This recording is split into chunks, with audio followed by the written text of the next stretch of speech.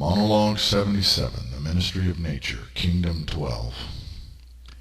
This ministry is to be focused on the well-being of the planet and its natural inhabitants.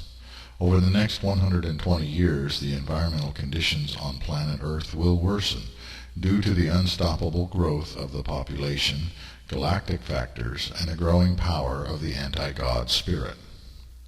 The agencies of this ministry are to be 7 in number. 1. Freshwater health. 2. Saltwater health. 3. Earth and soil health.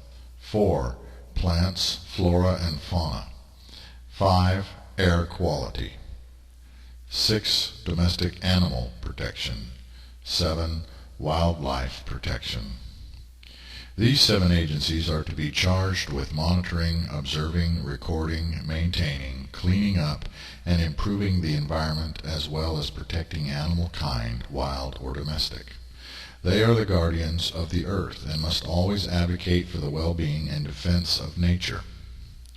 With conditions worsening across the globe, it will be difficult to keep foreign pollution at bay.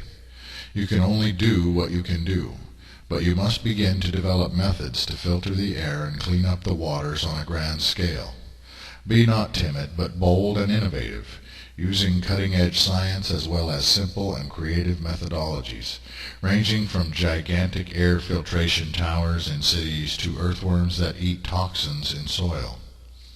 Recycling projects and industries must be greatly expanded and made profitable, and in matters of construction it is important to find ways to salvage and reuse building materials. Within the Ministry of Nature, you shall create, in concert with the Ministry of Defense, a covert operations unit of highly trained soldiers and logistical personnel, which shall pattern itself after the global organization known as Greenpeace.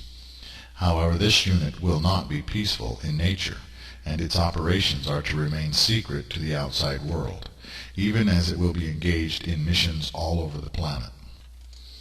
You will provide this small, semi-autonomous army with training, equipment, restored surplus, and some funding, though its budget may be somewhat limited at first.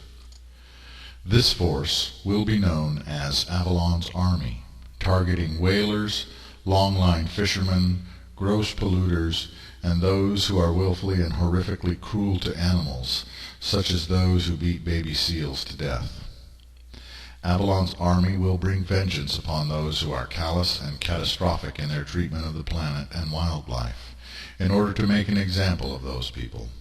They will use submarines, for instance, with communication jamming equipment, to cut off whaling vessels and vessels engaged in long-line fishing, and send them to the bottom of the oceans and seas of the earth. There will be no mercy for those who have no mercy, no compassion for those whose treatment of the planet and the little ones of God is cruel.